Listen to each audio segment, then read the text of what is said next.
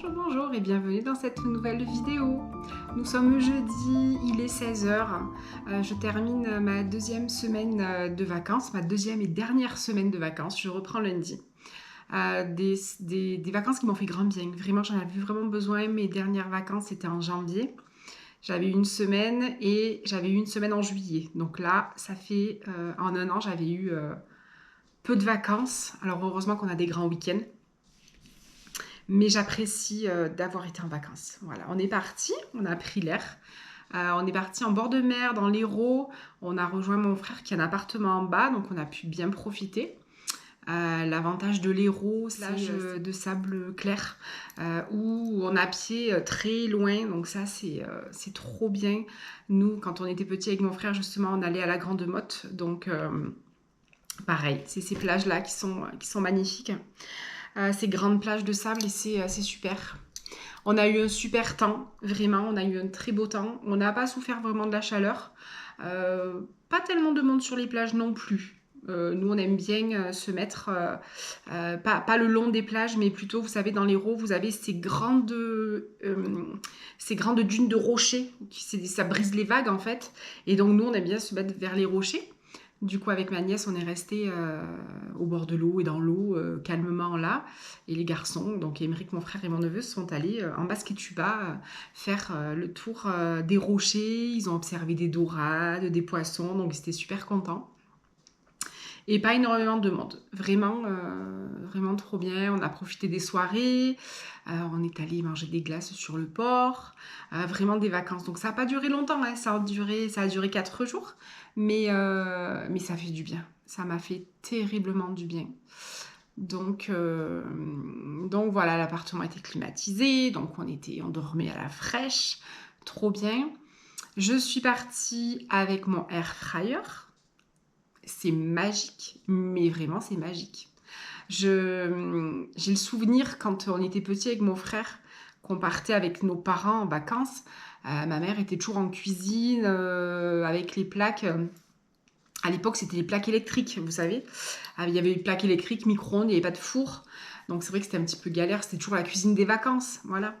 Et là, dans l'appartement de mon frère, on a donc des plaques à induction, le micro-ondes, mais il n'y a pas de four. Du coup, je suis partie avec mon air fryer, mais on a mangé comme à la maison du coup. Vite fait, rapidement. Avant de partir, j'étais allée cueillir des haricots dans le jardin de mes parents, des pommes de terre, donc j'ai fait des salades de haricots verts, salade de pommes de terre, salade de riz, j'ai fait du poulet comme j'ai fait là. Je vais vous mettre en fin de vidéo. J'ai fait à midi, pour Simon et moi, on était tous les deux, donc j'ai fait du poulet au air fryer et très souvent vous me demandez de filmer les recettes. Donc c'est ce que j'ai fait et je pense que je vous les mettrai en voix off en fin de vidéo. Donc vraiment on a mangé comme à la maison, vraiment c'était trop bien et on a passé de super vacances et à refaire. Voilà, c'était trop bien.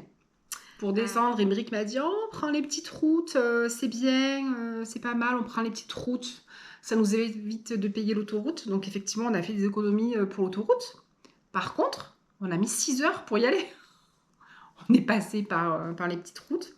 Et du coup, ça a été hyper long l'aller. Au retour, on a dit on prend l'autoroute. Donc avec l'autoroute, on est à 3h, en gros 3h30, 3h15, 3h30. Donc c'est parfait, même pour un grand week-end, on y retournera et c'est trop bien. On a ramassé des coquillages avec ma nièce. On a ramassé des coquillages et c'est la première fois, donc on a ramassé des coquillages classiques, mais ce qui se passe c'est que là-bas on trouve des gros coquillages, donc il y a des plages de sable et après il y a des plages où on trouve des coquillages. Mais franchement il y a des coquillages de partout, je vous montrerai la vidéo, et ils sont gros, ils sont vraiment gros les coquillages. Et ils ont plongé et ils ont trouvé des coquillages qui ressemblent sensiblement à des coquilles Saint-Jacques en fait. Alors en général on trouve ce style de coquillages, donc ils sont déjà pas petits, ils sont déjà pas mal gros, comme ça. Et ils sont trop beaux, ils sont trop beaux. Moi je me régale, ça me rappelle mon enfance. Partir avec le seau, ils sont quand même pas mal gros, hein. Ils sont beaux. Donc je ferai des petites choses avec, donc on s'est régalé avec ma nièce, on allait ramasser des coquillages. Et les garçons, quand ils sont plongés, ils ont ramassé carrément c'est carrément des... Il faut que je les rince, parce que je ne les ai pas encore rincés, ils étaient dehors. Ils ont ramassé carrément des coquilles mais c'est carrément des coquilles Saint-Jacques avec le clapet dessus. Vous voyez? Et c'est trop sympa. C'est trop sympa. Alors moi, je vais m'en servir, surtout les plus grosses comme ça. Je vais m'en servir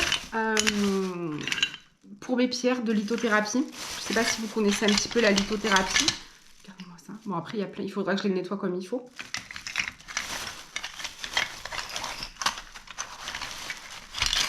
Regardez celle-là, comme elle est belle. Donc, en lithothérapie, les bijoux, les pierres, puisque c'est des pierres. Je m'évade un petit peu, je m'échappe là, je change un petit peu de sujet. En lithothérapie, les pierres, elles se purifient, c'est-à-dire qu'on les nettoie et on les débarrasse de toutes les énergies qu'elles ont emmagasinées. Et après, on les recharge. Et on les recharge en général, ça peut être au soleil, ça peut être à la lune, et on les recharge en général sur une onde de forme. Donc, les recharger, ça veut dire leur remettre l'énergie qu'elles ont dépensée, en fait. Tout simplement, en gros, c'est ça. Du coup, pour les recharger, on peut les mettre soit sur une fleur de vie, soit on peut les mettre sur une coquille Saint-Jacques. Et en fait, c'est la forme de la coquille Saint-Jacques. Alors, même si c'est pas une coquille Saint-Jacques, c'est un coquillage qui lui ressemble fortement quand même, d'accord? Du coup, on retrouve les nervures qu'on a dans les coquilles Saint-Jacques, et en fait, elles partent toutes ici de la charnière. Ça fait un effet de rayonnement, et c'est ce qui est important en lithothérapie. C'est une onde de forme, voilà, tout simplement. Donc là, je vais les nettoyer. Je vais les passer à l'eau vinaigrée doucement, je vais les brosser. Je ne vais pas les laisser tremper dans le vinaigre parce que sinon, le coquillage il va se détériorer. En fait, le vinaigre va l'attaquer. Mais donc, il faut simplement que je brosse avec de l'eau vinaigrée tiède. Et voilà. Donc, alors voilà, celle-là, on voit bien par contre. Celle-là, on voit bien la coquille. C'est une petite coquille Saint-Jacques, celle-là, on voit bien. Donc, voilà. Non, c'est trop bien. Je suis trop contente. Trop contente, voilà. Donc on a trouvé, donc ça par contre c'était sous l'eau. C'est les garçons qui sont allés les chercher en masque et tuba. Donc vraiment, top. J'avais ressorti mon petit bracelet. Alors celui-ci c'est moi qui l'avais fait. Donc là c'est un petit bracelet en quartz rose. Et j'avais remis également mon petit bracelet de rhodonite. Donc la rhodonite c'est une pierre qui travaille sur le chakra du cœur. Sur tout ce qui est affectif, tout ce qui est gestion du stress. Elle travaille aussi sur le calme émotionnel. Donc c'est vrai que c'est une pierre que j'aime beaucoup. Toutes ces pierres douces comme ça, ces pierres apaisantes. Et c'est un bracelet que je m'étais fait en fait. Hein. C'est un bracelet que j'avais fait moi. Donc j'avais acheté des perles sur... alors où est-ce que je les avais acheté ces perles? Je les avais achetées sur... Soit c'est les bijoux de Théa, ou sinon c'est Perle & Co, je me rappelle plus. Mais enfin voilà, donc elle m'a bien aidée, ce petit bracelet m'a bien accompagnée pendant mes vacances aussi. J'ai une améthyste aussi que j'aime bien. Et je ne sais pas si vous savez, puisque je vous parle d'améthyste, en Europe, le plus gros gisement d'améthyste qui se trouve sur le sol européen, il se trouve en Auvergne. Et vous avez la possibilité de visiter un site, vous payez votre entrée, c'est la mine de Pégu en fait qui se trouve en Auvergne, et vous avez la possibilité, une fois que vous avez payé votre entrée, vous avez à disposition des petits outils et vous allez creuser et trouver votre améthyste. Donc ça c'est quelque chose que j'aimerais faire une fois parce que c'est quand même assez extraordinaire. Et c'est le plus grand gisement d'Europe de l'améthyste, et je crois qu'on trouve de la fluorite aussi, je ne sais plus exactement. Mais voilà, c'était la petite parenthèse sur les petites pierres. Donc voilà pour mes petits coquillages.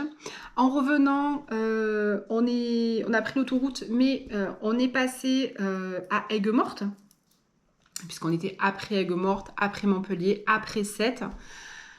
Et on a forcément mangé à Aigues-Mortes. Aigues-Mortes, vous savez, nous, la Camargue, c'est un endroit qui nous plaît par-dessus tout. Et du coup, on s'est régalé. On a mangé au restaurant. On a mangé dans un restaurant qui s'appelle Les Capucins, sur la place principale d'Aigues-Mortes. On a bien mangé. On s'est pris une gardienne de taureau. On s'est égaré sur le parking quand on rentre à Aigues-Mortes côté ville. Pas côté Salins. Quand on est côté ville, à gauche, il y a le parking de l'Ouest, en fait, et nous, on s'était garé là. Et on est rentré par par les remparts et tout se passe à l'intérieur des remparts à Aigues-Mortes. Et c'est magnifique. Si vous avez l'occasion d'y aller, vous pouvez regarder dans mes vlogs précédents sur la Camargue, je ne sais plus quand est-ce que c'était, on avait visité Aigues-Mortes, encore une fois, puisqu'on y va très souvent et donc on connaît, mais on n'avait quand même jamais fait les remparts. Donc en fait, vous pouvez faire les remparts, tout le tour, et observer les salins. Les salins avec les camels. Les camels, on appelle ça une camelle, la dune de sel. Donc il y a des dunes où il ne faut pas passer, puis il y a des dunes où on peut monter, qui sont prévues exprès. Donc soit la visite se fait en petit train touristique, nous on l'avait faite à pied, on sortait du Coco, donc on n'avait pas envie de se mettre dans la foule, et donc on l'avait fait à pied, on s'était régalé, c'était trop bien. Donc si vous avez l'occasion de faire les salins aussi d'Aigues-Mortes, n'hésitez pas à les faire. Quand on est rentré dans les remparts, plein de petites ruelles avec forcément plein de petits magasins bien sympathiques, et je suis passée devant un magasin qui s'appelle Histoire de filles, qui faisait de belles petites choses en couture, et elles avaient de la vaisselle, mais pas n'importe quelle vaisselle. Elles avaient de la vaisselle Rice. Je ne sais pas si vous connaissez la gamme Rice. C'est une vaisselle en mélamine. Je crois que c'est suédois. Et en fait, c'est de la vaisselle qui est hyper colorée, hyper colorée.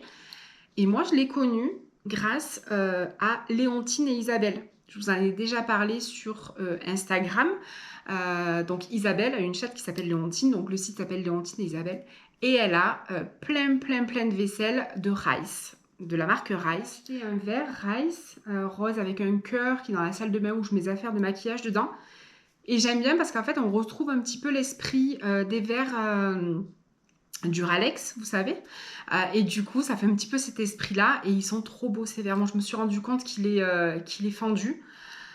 Mais voilà, j'adore. Et là, j'ai pas pu résister. Je me suis acheté des petites spatules. Alors, ces petites spatules-là, des fois, on a du mal à les trouver. Pour, vous savez, les pots de confiture, les pots de Nutella, les pots de coulis de fruits qui sont très hauts, très étroits. Du coup, il y avait des petites spatules comme ça. Donc, je n'ai pas pu résister. Je me suis acheté un petit lot de petites spatules qui n'étaient pas très chères. Je crois qu'elles étaient à 15 € ou 16 €. Donc, à petit poids. Donc, on a, même quand on fait une petite sauce pour servir, c'est sympa. C'est sympa. Moi, j'aurais bien pris plus grand, un peu plus large, mais il n'y avait pas. C'était uniquement des petites spatules. Et je me suis pris également une pelle à gâteau. Donc très vintage. Je trouve que c'est très vintage, très beau. Voilà, donc en mélamine. Et c'est super pratique. Ça passe au lave-vaisselle.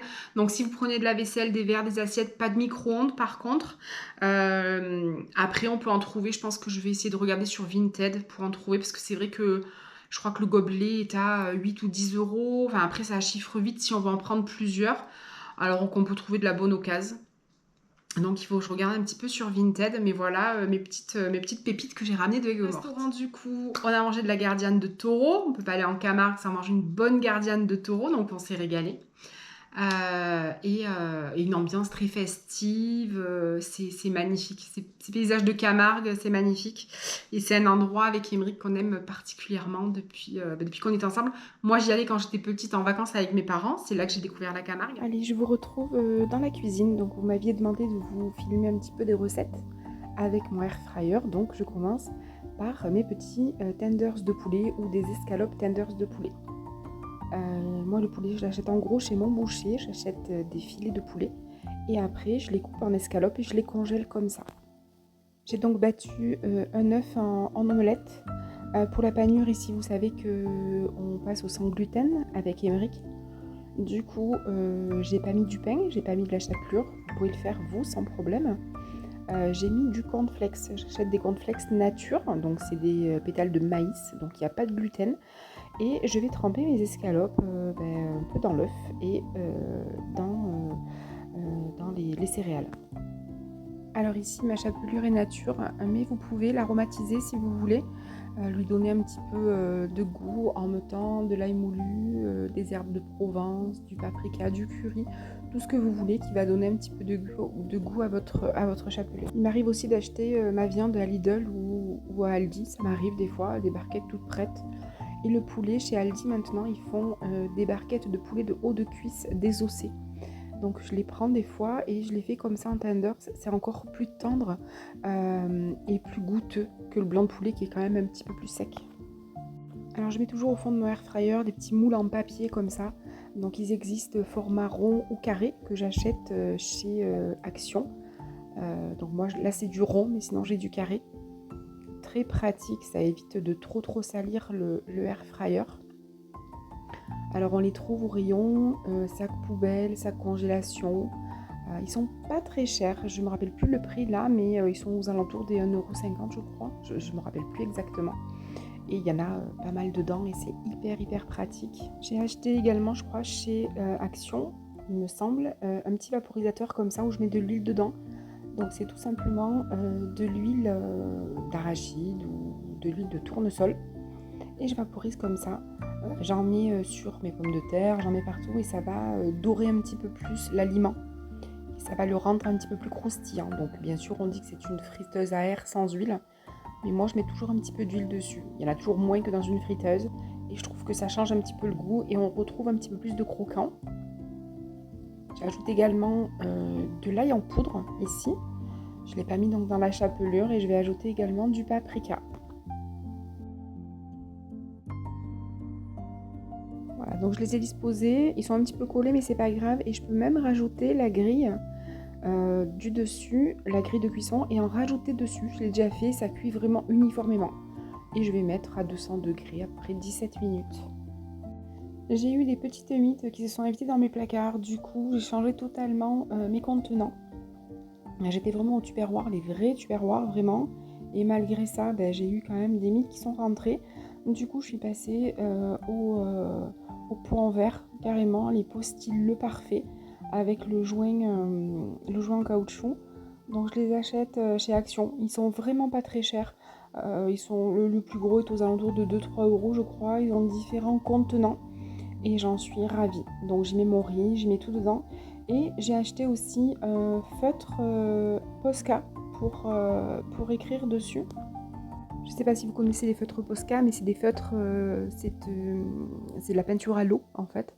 Vous pouvez utiliser sur tous les supports, sur du bois, du papier, de la pierre. Dans ces cas-là, ça sera permanent. Et après, sur des surfaces lisses, comme le verre ou autre, le plastique, dans ces cas-là, ça va s'effacer à l'eau.